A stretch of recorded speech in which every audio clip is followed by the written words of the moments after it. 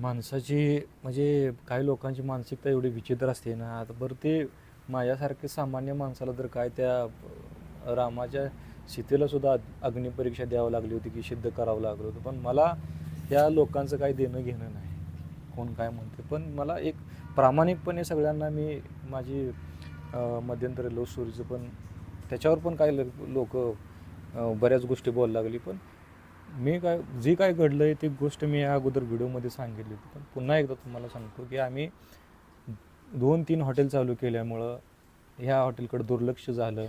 आणि सगळं म्हणजे सविस्तर तुम्हाला काय झालं होतं ते तुम्हाला सांगतो. दुर्लक्ष झाल्यामुळं हॉटेलचा धंदा कमी आला. आम्ही ती हॉटेल बंद करून ह्या हॉटेलकडं लक्ष दिलं. मग परिणाम धंदा बंद झाल्यामुळं बायकोचं माझ्या म्हणणं काय झालं, आता हॉटेलचा पूर्णपणे धंदा कमी आला आहे आणि कामगार तेवढंच होतं. कामगारांची पगारसुद्धा निघत नव्हती आता. आणि महिलांचं काय व्हायचं, महिला कधी यायच्या आणि कधी येत नव्हत्या.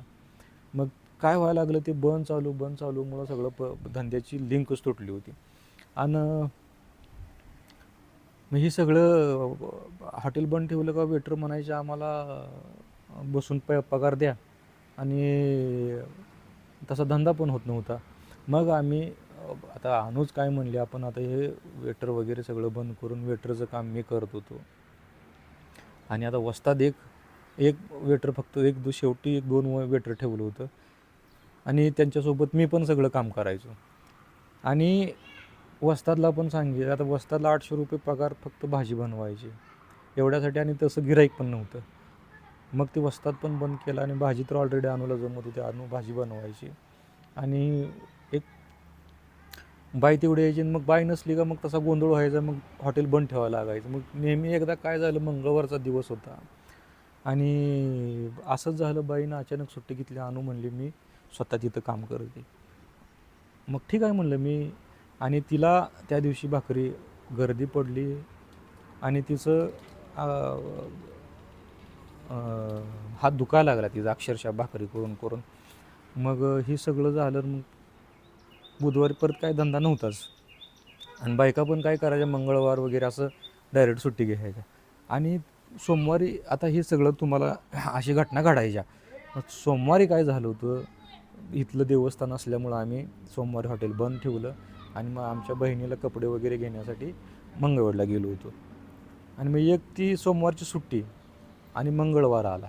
मंगळवारी त्या बाईचा फोन आला की आज मला काहीतरी काम आहे, मी येऊ शकत नाही. सगळं ॲडव्हान्स वगैरे सगळं दिलेलं असताना सुद्धा येत नाही म्हणल्यावर मग आता काय करायचं. मी म्हणलं अनु आज पण हॉटेल बंद ठेवूया. अनु म्हणले अजिबात हॉटेल बंद ठेवायचं नाही, सोमवारी बंद, मंगळवार, आज मंगळवारचा दिवस आहे, आज बंद ठेवायचं नाही, हे लिंक तुटते. मग मी म्हणलं अगं कसं करायचं, कोण हँडल सगळं करायचं. मग नाही म्हणलं मी भाकरी बनवते, बाकीचं तुम्ही बघा.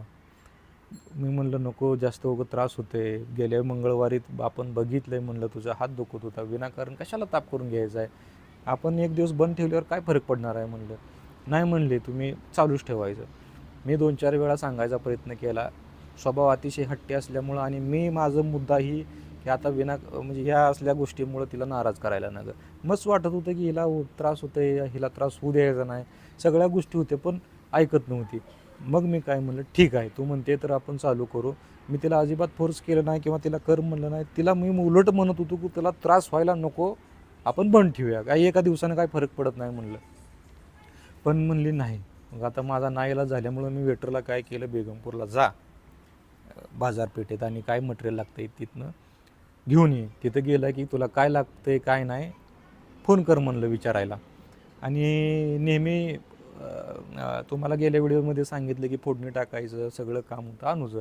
आता तिथं मसाले काय आहेत काय नाही हे सगळं अनुला माहीत होतं. तेवढा फोन झाला आणि मी आंघोळीला गेलो.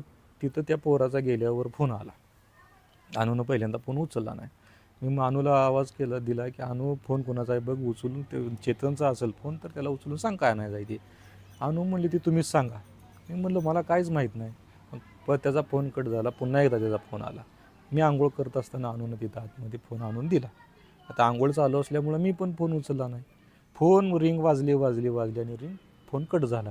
आंघोळ झाल्यावर मी उचलू तिथं मोबाईल घेतला तिथनं आणि बेडवर ठेवला, कपडे वगैरे घातले आणि अनुला काहीच बोललो नाही. मी बाहेर जाऊन बसलो. आणि त्या वेटरला सांगितलं की आज अनुचा मूड पण नाही म्हणलं, आपल्याला हॉटेल बंद ठेवायचं आहे. ती वेटर तिथनं माघारी आला. अनुन परत मला विचारलं काय झालं. मग मी अनुला सांगितलं की अनु तुझा मूड पण नाही म्हणलं, तुझं परत जास्त चिडचिड होईल म्हणलं, उगं ते किरकोळ गोष्टीसाठी डोक्याला टेन्शन नका म्हणलं. एकतर बाई नाही त्याचं डोक्याला टेन्शन आहे म्हणलं, आपण बाईचं काहीतरी बघू, कुठंतरी जाऊया असं मी तिला म्हणल्यावर ती म्हणली तुम्ही माझं का ऐकत नाही. अगं म्हणलं ही तुझ्या चांगल्यासाठी सांगते, नाही म्हणली तुम्ही माझं प्रत्येक वेळी माझं असंच टाळताय म्हणली बोलणं. मग आता मला काहीच कळलं नाही. मग ती चिडचिड व्हायला लागली होती तिचं. मी म्हणलं असू दे, आज हॉटेल बंद ठेवा, आपण कुठं तर बाहेर जाऊ असं बोललो. आणि उगाच जास्त तोंडाला तोंड लागल, वाद होईल म्हणून मी जाऊन बाहेर खुर्चीवर बसलो. एक 15-20 मिनटानं तिचा अशी दरवाज्यातनं बाहेर आली. मी खुर्चीवर बसलो होतो. ओ या इकडं नाश्ता बनवला आहे म्हणली. मग म्हणलं मला करायचं नाही. मी टेन्शनमध्ये होतो. म्हणजे मग ती पण चिडचिड करायला लागली होती, अनु पण, आणि बाईचं पण टेन्शन होतं. मी म्हणलं, आणि हिचं बोलण्यामुळं मी राग आला होता. मग मी येत नाही म्हणलं, कर तुझी तू. तिनं मला तुम्हाला नाश्त्याला बोलवते म्हणली. मी म्हणलं करायचं नाही. 2-3-4 वेळा 4-5 वेळा ती म्हणली या. मग मी म्हणलं माझं अति होते म्हणलं, तिनं आता एवढं बोलवते तर आपण नाश्ता करायला जायला पाहिजे. मग मी काय केलं, मला आता हे ओव्हर नको म्हणलं करायला, म्हणून मी उठून नाश्ता करायला गेलो. मग तिनं ताटात असं नाश्ता दिला मला, पाण्याचा तांब्या आणून ठेवला. मी म्हणलं तुझं कुठं आहे, तू करत नाही का. ही म्हणली मला नाही करायचं, तुमचं तुम्ही करा. मी पण तिला 4-5 वेळा म्हणलं अगं कर आणू, असं करू नको, रागाला जाऊ नको, नाराज होऊ नको, एवढ्या लहान सहान गोष्टीचं डोक्यात घेत जाऊ नको. बऱ्याच गोष्टी मी तिला बोललो पण अजिबात ऐकलं नाही. मला करायला नाही तर मी गपचूप गिळा म्हणली. माझा नाईलाज झाला. मी गपचूप नाश्ता केला आणि परत म्हणलं अजून घ्या म्हणलं, आता बास झालं म्हणलं, तू सांगितलं मी ते ऐकलं म्हणलं, आता एवढ्यावरच बास झालं म्हणलं मला. मग मी काय केलं, ते पाणी पिलं आणि डायरेक्ट परत बाहेर येऊन बसलो. थोडा वेळ बाहेर बसलो आणि मोबाईलमध्ये रील्स वगैरे बघत, डोक्यात टेन्शन होतं. हे लहान सहान गोष्टी समजून घेत नाही म्हणून मला टेन्शन यायचं, वाईट वाटायचं. मग पुन्हा थोड्या वेळानं ती माझ्यापाशी आली. म्हणली चला जेवण बनवले, इथंच मोबाईल बघत काय बसताय. मग मी म्हणलं मग तू नाश्ता केला नाही, तो आता जेवण तर करणार आहे का. मी तुमचं बघा म्हणली, माझं तुम्ही विचार करू नका. मी म्हणलं अनु तू जेवत असशील तर मी येणार आहे म्हणलं, नाही तर मी येत नाही. तुम्हाला यायचं आहे का नाही म्हणले. मी म्हणलं तू जेवणार असशील तर मी येणार आहे, नाही तर मी येत नाही. असं 2-4 वेळा ती मला बोलली येणार आहे का नाही, येणार आहे का नाही. मी म्हणलं तू मगा पण केला नाही नाश्ता, आता पण केला नाही, तुला करायचं असेल तर मी येतो, नाही तर अजिबात मी येत नाही. मी पण आता मी म्हणलं मी उपाशी म्हणजे मी तर केलं होतं, माझा तर मी नाश्ता ऑलरेडी झाला आहे म्हणलं, पण तू एक करणार असेल तर मी येतो म्हणलं. तिनं डायरेक्ट म्हणली मला नाही करायचं, तुम्ही गपचिप येताय का नाही. मी नाही म्हणल्यावर तिनं तिच्या जवळचा मोबाईल माझ्यापाशी ठेवला. मी तिथं झोपाळ्यावरच होतो आणि घरात गेली. आता ह्यामध्ये एक 10-15 मिनटं 15-20 मिनटं मी तिथंच बसलो आणि माझ्या डोक्यात पण आलं नाही की किंवा काय वाद नाही, शिवीगाळ नाही, काय नाही. जाऊन बरं आघात आहे म्हणलं झोपली असेल. 10-15 मिनटानंतर मला असं वाटलं, आईला आता तिला समजावायला पाहिजे, जाऊन बोलायला पाहिजे, तिचा रुसवा काढायला पाहिजे, राग तिचा. पण सहसा तर काय कमी होत नव्हता, पण तरी पण मी म्हणलं आपण तिला सांगून समजावून कुठंतरी आता बाहेरच जावं फिरायला, म्हणून मी तिला सांगायला म्हणून ह्याच्यामध्ये गेलो घरी. तर आतनं डायरेक्ट दरवाजाच लॉक होता आणि मी दरवाजा 2-3 वेळा दरवाजा उघड आणि दरवाजाची अशी कडी वाजवली. आतनं काहीच आवाज आला नाही. मला आश्चर्य वाटलं की कधीच कसलाही राग असला भांडण झालं तरी मी अशी दरवाजाला कडी वाजवायच्या आतच, हो थांबा मी उठते दरवाजा काढते असं, किंवा दरवाजा वाजवू नका असं ती सांगायची. तिला दरवाजा वाजवल्याला तिला आवडत नव्हतं, काहीच नाही. मग मला राग आला मला की असं कधीच केलं नाही ना, असं का केलं. म्हणून मी काय केलं, म्हणलं मी अनुजा म्हणलं तिला रागानं, मला अनुजा म्हणलं, दरवाजाला लाथा मारल्या, दरवाजा धडाधडा वाजवला, काहीच प्रतिक्रिया नाही आतनं. मला माझं कळना म्हणजे नेमका काय प्रकार झाला आहे, काय मला घाबरून गेलो मी, कारण अनु रागीट, अतिशय रागीट स्वभावाची होती. म्हणजे काय क्षुल्लक काय कारण नसलं किंवा लहान सहान गोष्टीवरनं डायरेक्ट म्हणायची मला औषध आणून द्या. काहीच नाही. मग लहान सहान गोष्टी एकदा ते मी सहज चेष्टेनं म्हणलं, छान नटली होती, साडी वगैरे घातली होती आणि मग मी तिला म्हणलं, "अनु आज छान दिसते, कलर उजळला आहे तुझा." म्हणलं.